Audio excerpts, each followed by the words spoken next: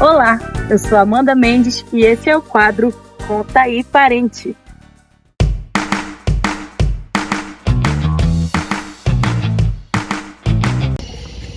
Esse quadro será apresentado pelos acadêmicos do 7º período do curso de Pedagogia do Instituto de Ciências Sociais, Educação e Zootecnia, ICSIS-UFAM. E no quadro de hoje nós iremos conhecer sobre a vida e obra do ilustríssimo filósofo e outras coisinhas mais, porque o cara era muita coisa, do Gaston Bachelard. Mas para te contar isso, chamarei a nossa cunhantém Anaíra Brasil, diretamente do Bumbódromo de Parintins. Segura essa bronca aí, Anaíra! Gaston Bachelard nasceu na data de 27 de 6 de 1884 e faleceu em 16 de 10 de 1962. O mesmo era licenciado em matemática e iniciou a sua carreira docente lecionando ciências, física e química em sua própria cidade. E, posteriormente, ele passou a ministrar aulas de filosofia, disciplina na qual ele se aprofundou em estudos e pesquisas. E assim, então, ele passou a dedicar-se aos seus estudos filosóficos a partir do ano de 1962. No ano de 1928, Bachelard recebeu um título de doutor na Universidade de Sorbonne, com a sua tese intitulada Ensaio sobre Conhecimento Aproximado. Logo, sua titulação de doutor lhe rendeu seu primeiro livro. Bachelard publicou mais de 20 obras versando principalmente sobre dois assuntos, epistemologia e poesia. As suas principais obras epistemológicas, no quadro de hoje, falaremos da obra mais famosa, que é intitulada como A Formação do Espírito Científico no ano de 1938. Mas mana, o que será que ele abordou nessa bendita obra? Bem, essa bronca quem vai resolver vai ser a Carol, que vai falar com vocês direto da Praça do Sagrado. Bachelard desenvolve na obra o conceito de rupturas epistemológicas, que diz que a ciência não avança continuamente, mas sim rompendo princípios anteriores aceitos pela comunidade científica. O desenvolvimento da ciência exige uma transferência, onde a ciência só pode ser levada à fonte de uma maneira. A proposta deste livro é mostrar o grandioso destino do pensamento científico abstrato. Para isso, é preciso provar que o pensamento abstrato não é sinônimo de má consciência científica, como parece sugerir a acusação habitual. Será preciso provar que a abstração desobstrui obstrui o espírito, que torna-o mais leve e mais dinâmico. Além disso, em sua formação individual, Bachelard defende que os princípios passariam por 3 estados seguintes. Primeiro estado, concreto. Segundo estado, concreto abstrato. E o seu terceiro estado abstrato. Vamos conhecer os 3 estados diretamente do Mercado Municipal Lindolfo Monte Verde. Segura aí, Hanna! O primeiro período, que representa o estado pré-científico, compreenderia tanto a antiguidade clássica quanto os séculos de renascimento e de novas buscas, como os séculos XVI, XVII até o século XVIII. O segundo período, que representa o estado científico em preparação, no fim do século XVIII, se estenderia por todo o século XIX e início do século XX. Em terceiro lugar, consideramos que o ano de 1905 com o início da era do novo espírito científico, no momento que a relatividade diz deforma conceitos primordiais. A partir dessa data, a razão multiplica suas objeções, dissocia e religa as noções fundamentais, propõe as abstrações mais audaciosas, ideias das quais uma única bastaria para tornar celebre um século, aparece em apenas 25 anos, sinal de espantosa maturidade espiritual, como, por exemplo, as mecânicas quântica, ondulatória e as físicas de matrizes e as físicas abstratas que ordenarão todas as possibilidades de experiência. Agora, entrando um pouco das bases do pensamento do nosso filósofo, conheceremos os obstáculos epistemológicos que será explicado pelo Bendito é o Fruto entre as Mulheres, Adam Frith. Beleza. Para Bachelard, aquilo que acreditamos saber ofusca o que deveriam realmente saber.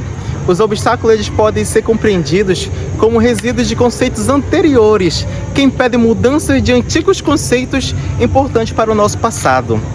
Assim, para Bachelard, Ascender a ciência e rejuvenescer espiritualmente é aceitar uma brusca mutação que contradiz o passado.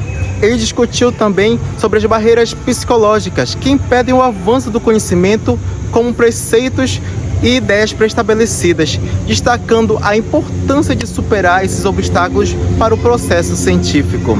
Bachelard enfatiza a importância de superar essas barreiras para promover a evolução do pensamento científico.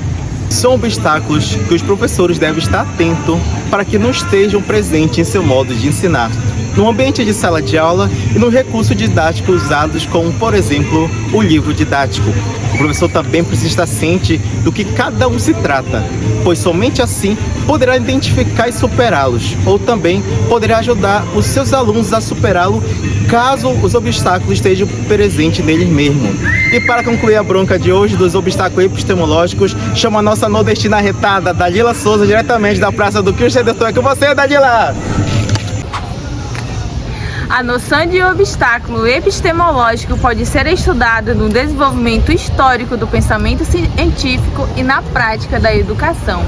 Na relação teoria e experimento, só o aspecto teórico distancia o sujeito do conhecimento científico. Por outro lado, o experimento por si só dificilmente auxilia na construção do desenvolvimento do conhecimento. Outro ponto importante que Bachelard destaca em sua compreensão epistemológica é a relação com a opinião. Para Bachelard, superar a opinião é um dos primeiros obstáculos para um verdadeiro pensamento científico. Por fim, é necessário que haja uma experimentação investigativa, pois para o filósofo, errar faz parte do processo de construção do pensamento científico. Permitir o erro é essencial para que cada vez mais o pensamento seja refinado.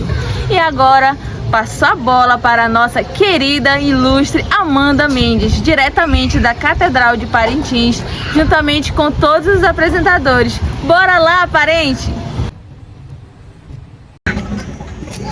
Beleza, essa bronca foi pesada demais. Então podemos ver que Gaston Bachelard foi um importante filósofo e epistemológico francês do século XX.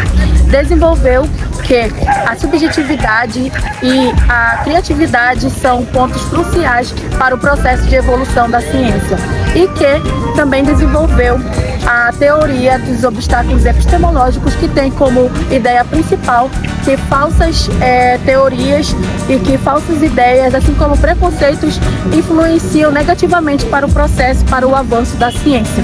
E aí, já tinha ouvido falar desse parente que ressignificou os olhares da ciência? Puxa aqui para nós! E esse foi o nosso primeiro quadro. Conta aí, parente!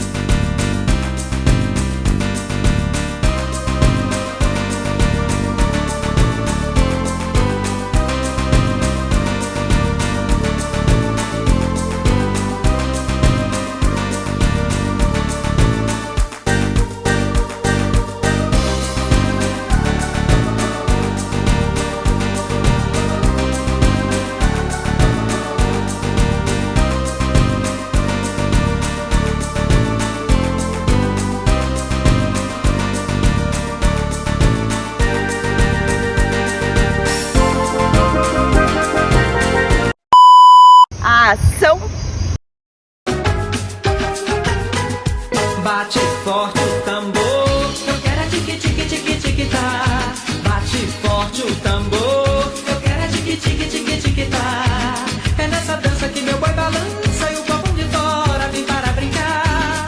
É nessa dança que meu boi balança e o povão de fora vem para brincar. As barrancas de terras caídas faz barrento o nosso rio-mar. As barrancas de terras caídas faz barrento o nosso rio-mar. Amazonas, rio da minha vida, imagem tão linda que meu Deus criou. Primeiro estado concreto, segundo estado concreto abstrato, terceiro abstrato. Bate forte o tambor, eu quero tique tique tique tique tá. Bate forte o tambor, eu quero tique tique tique tique tá. É nessa dança que meu boi balança e o povão de fora vem para brincar. É nessa dança que meu boi balança e o povão de fora vem para brincar. As barrancas de terras caídas faz barrento o nosso rio-mar. terras caídas.